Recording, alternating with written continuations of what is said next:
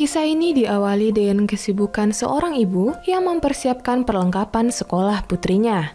Setelah kepergian sang putri, kewajibannya sebagai istri kembali ia jalankan. Dia adalah wanita hebat bernama Ila. Meskipun tidak pernah dianggap oleh suaminya setelah mereka memiliki anak, Ila tetap berusaha menarik perhatian suaminya. Dengan bantuan Bibi Despande, wanita parubaya yang tinggal di lantai atas apartemennya, hari ini Ila belajar resep baru untuk bekal makan siang suaminya. Setelah masakan siap, Ila mengirimkannya kepada kurir pengantar makan siang. Di India, kurir pengantar bekal makan siang adalah sebuah pekerjaan yang banyak dilakukan karena kemacetan di India membuat tiap keluarga susah mengantarkannya. Dalam perjalanan sampai ke kantor suami Ila yang bernama Rajiv, kotak bekalnya ternyata tertukar dengan milik orang lain. Di sebuah kantor akuntansi, seorang pria parubaya bernama Sajan atau yang lebih dikenal dengan panggilan Fernandes agak sedikit aneh melihat kotak bekal makan siangnya. Semenjak kematian istrinya, Sajan memilih catering makan siang pada sebuah warung makan. Namun kali ini menunya berbeda, lebih mewah dan lebih lezat dari biasanya. Saat itu, seorang pegawai magang yang akan menggantikan dirinya yang sebentar lagi akan pensiun datang. Namun Sajan memintanya datang setelah makan siang nanti pukul 15.45 menit. Di tempat Ila, ia kaget melihat kotak makan siangnya telah kosong. Ila gembira pertanda suaminya menyukai masakannya. Namun saat sampai di rumah, suaminya justru tetap bersikap dingin padanya dan mengatakan kalau cuma kembang kolnya saja yang enak. Padahal Ila tidak memasak itu sebelumnya. Di sini Ila mengambil kesimpulan bahwa kotak makan siang suaminya telah tertukar. Esoknya Sajan kembali heran melihat kotak bekal makan yang sama dan menunya lebih bervariasi dari hari sebelumnya. Di sana dia mendapat surat dari Ila. Ila sadar bahwa kotak makan siang suaminya telah tertukar. Tapi entah mengapa Ila senang, sebab makanan yang ia masak dihabiskan. Jadi kalau memang kali ini kotak makanan tersebut tetap tertukar, Ila berharap agar orang yang memakannya dapat menikmati. Tak disangka surat Ila berbalas. Saat kotak makan siangnya kembali, ia mendapat balasan dari Sajan kalau makanannya hari ini keasinan. Hal ini Ila sampaikan pada Bibi Despande yang berada di lantai atas apartemennya. Bibi Despande kemudian memberikan cabai dan menyuruh Ila untuk menambahkan bahan tersebut ke makanannya esok. Perintah tersebut Ila turuti dan kotak makan siang tetap diantarkan ke tempat yang salah. Meskipun Ila tak mengirimkan surat apapun, namun Sajan kembali memberi komentar lewat sebuah surat setelah makan tersebut habis. Bagi Sajan, hari ini garamnya pas, hanya saja terlalu pedas. Ia senang karena Ila memberi 2 buah pisang sebagai pencuci mulut dan penghilang rasa pedas. Hari keempat, Ila kembali mengirim surat dan mulai berani berbagi cerita dengan Sajan. Ia mulai menceritakan sikap suaminya yang selalu cuek kepadanya, dan siapa itu Bibi Despande yang selalu memberinya resep masakan baru. Setelah kotak makan siang tersebut dikembalikan pada Ila, ia mendapat balasan surat dari Sajan. Sajan mencoba menenangkan Ila dengan menuliskan mungkin suaminya terlalu capek karena sibuk bekerja. Terlebih pertumbuhan penduduk semakin tinggi di India. Sajan sampai menceritakan bahwa setelah kematian istrinya, ia juga susah untuk mendapatkan tempat pemakaman untuk dirinya nanti. Memberikan adik untuk anaknya Ila menjadi salah satu ide yang diberikan oleh Sajan agar hubungan Ila dan suaminya kembali harmonis. Malamnya Ila mencoba menjalankan saran dari Sajan. Ia mulai mengingatkan suaminya momen saat mereka bulan madu dulu. Karena tak menunjukkan respon yang tepat, Ila langsung to the point dan mengatakan tentang rencana adik untuk anak mereka. Namun Rajiv jelas menolak. Esok paginya, Sajan terkepung di tengah kemacetan kota Mumbai. Ia kemudian turun dari bus dan memilih naik bajai namun tetap terkena macet. Sang supir bajai bercerita bahwa tadi pagi ada kejadian bunuh diri seorang ibu dan anak yang melompat dari atas gedung apartemen. Entah mengapa, Sajan langsung teringat dengan Ila. Di kantor ia terus melihat jam berharap makan siang akan segera tiba pertanda Ila baik-baik saja. Setelah makan siang sampai, Sajan bergegas untuk segera makan. Ia segera mendapati surat dan hendak membacanya. Namun pegawai magang yang terus Sajan abaikan datang dan menanyakan tentang pelatihannya. Sajan kembali dengan alasan klisenya untuk kembali lagi datang pada pukul 15:45 menit. Kali ini pegawai magang tersebut terdiam. Kemudian ia mengatakan bahwa namanya adalah Aslam Sheikh, nama yang ia berikan sendiri kepada dirinya karena ia anak yatim. Syah yang mulai kesal karena selalu Sajan abaikan, berargumen kalau ia bisa melakukan semua hal baru dengan sendirinya. Mendengar ucapan ini, Sajan langsung meminta Syekh untuk datang ke mejanya dan menghitung lembaran tagihan di sana. Syekh senang, kemudian langsung pergi melaksanakan tugasnya. Sajan kembali membaca surat Ila.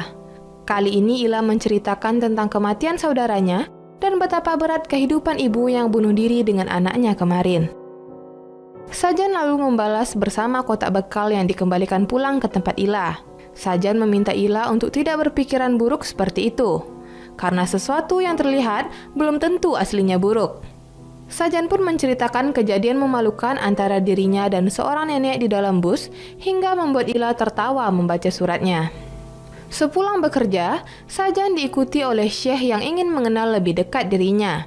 Di dalam kereta, Syekh berkata bahwa kereta yang salah dapat mengantarkan kita ke stasiun yang tepat. Hal ini kemudian menjadi buah pikiran bagi Sajan.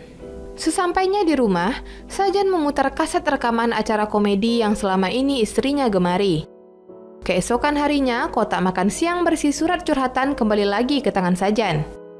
Kali ini Ila menceritakan bahwa ia tak sengaja menemukan buku resep makanan berbahan dasar apel dan langsung mencoba memasaknya untuk Sajan. Tentu saja masakan Ila ini sangat disukai Sajan, bahkan lebih enak dari masakan terong, makanan favoritnya. Saat sedang menikmati masakan Ila, Syekh datang dan memuji masakan tersebut. Sajan tersenyum mengiyakan. Syekh kini selalu datang ke meja Sajan untuk mencicipi bekal makan siang dan menukarnya dengan buah yang ia miliki. Sekembalinya kotak makan siang yang telah kosong ke tangan Ila, dengan buru-buru Ila langsung duduk senyaman mungkin dan membaca surat tersebut. Kini kegiatan surat menyuratnya dengan Sajan seperti menjadi hiburan tersendiri bagi Ila. Sajan bercerita bahwa masakan Ila kali ini sangat enak, bahkan melebihi masakan terong kesukaannya. Begitulah kira-kira balasan Sajan kepada Ila. Sajan juga menceritakan kalau malam tadi dia menonton seluruh acara komedi yang direkam mendiang istrinya.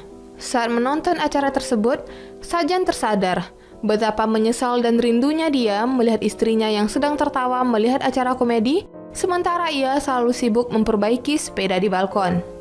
Esoknya seperti biasa, di dalam kotak makan siang Sajan terdapat surat dari Ila.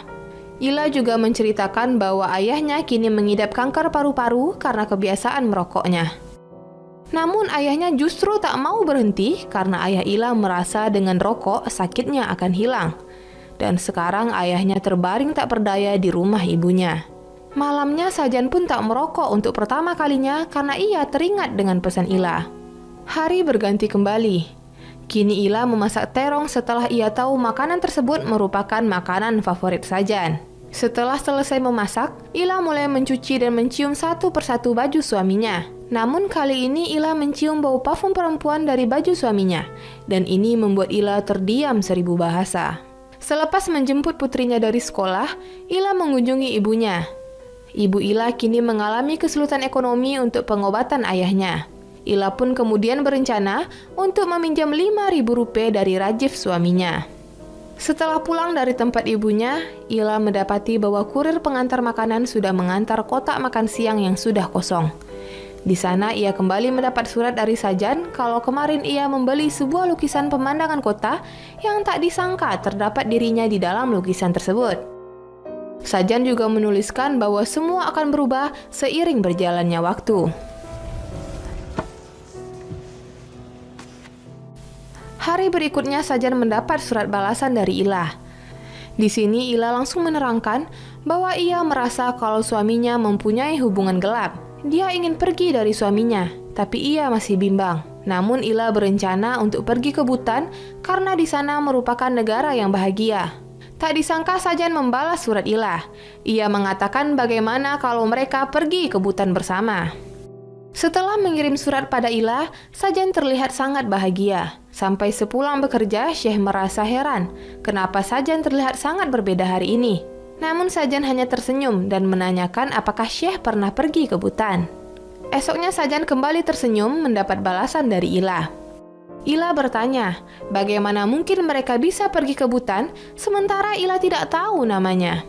Tepat saat itu Syekh kembali datang membarter buahnya dengan sedikit bekal makan siang Sajan. Sorenya Ila mendapat balasan dari Sajan. Ila baru tahu ternyata nama pria yang selalu surat-menyurat dengannya adalah Sajan, nama salah satu judul film India. Ila langsung menulis balasan untuk Sajan keesokan harinya. Ila berkata bahwa ada beberapa baris surat yang ia hapus karena ia ingin menyampaikan secara langsung kepada Sajan.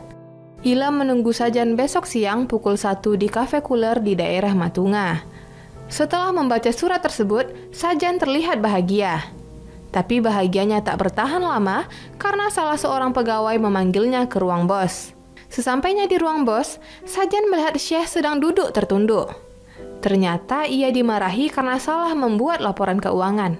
Namun Sajan melindungi Syekh dengan mengatakan bahwa dia yang membuat laporan tersebut dan dia akan memperbaiki semuanya hari ini.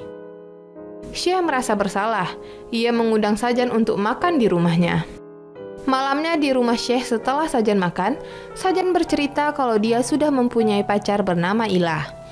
Oleh karena itu, Syekh meminta Sajan untuk datang ke pernikahannya sebagai wali dari pihak laki-laki bersama Ila, karena Syekh hidup sebatang kara. Sajan menyetujuinya.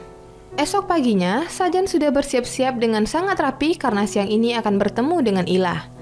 Di atas kereta, seorang pria mempersilahkan Sajan untuk duduk karena ia akan segera turun.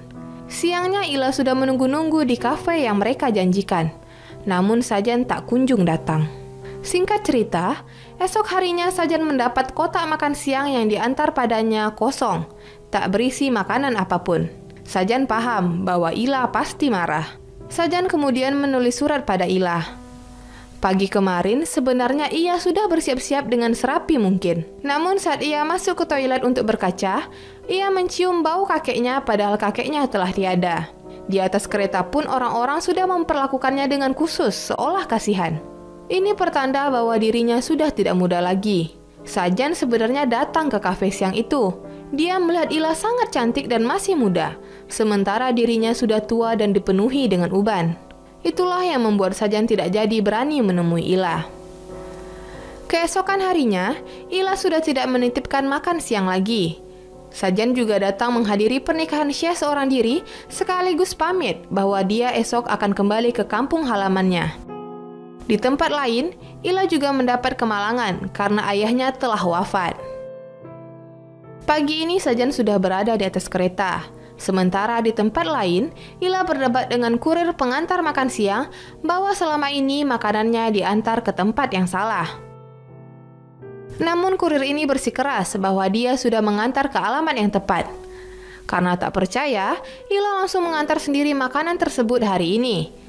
Sesampainya di kantor, Ila justru tidak menemui seseorang yang bernama Sajan Fernandes, namun ia malah menemui Syekh. Syekh berkata bahwa Sajan telah pensiun dan telah pindah ke kampung halamannya. Selama berada di kereta, hati Sajan mendadak bimbang untuk pergi.